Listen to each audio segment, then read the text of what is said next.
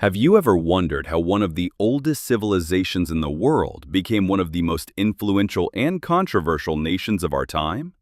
This is the story of Iran, a land where ancient empires rose, where poetry and philosophy flourished, and where revolutions reshaped the modern world. From Cyrus the Great to the Islamic Revolution, this is 2,500 years of Iranian history. Let's begin. Long before the name Iran was used, this land was known as Persia.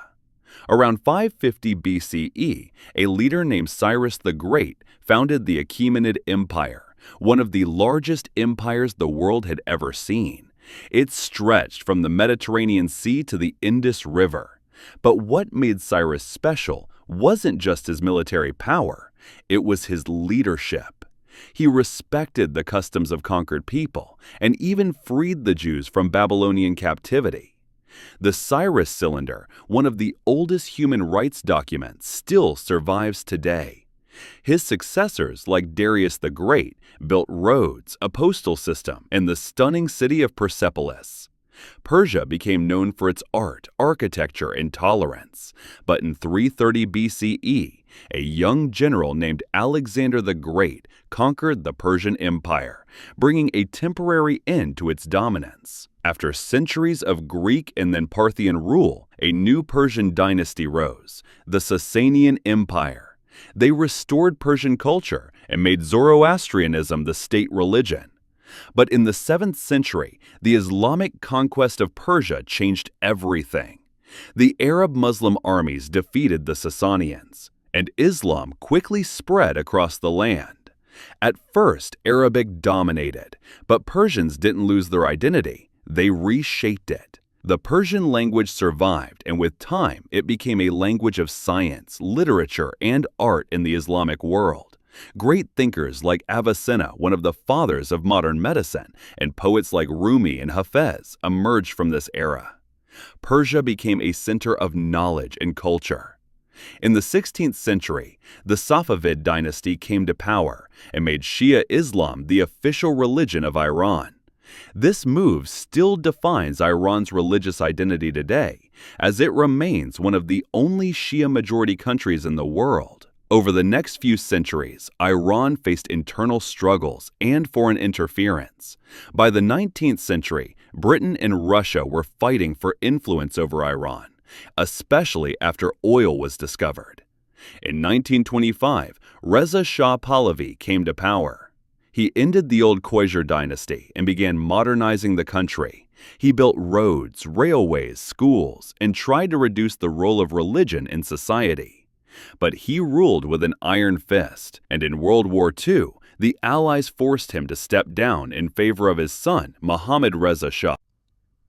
The new Shah continued modernization and promoted ties with the West. But many Iranians felt the wealth wasn't shared. Corruption, inequality, and the Shah's close ties with the U.S. caused deep anger.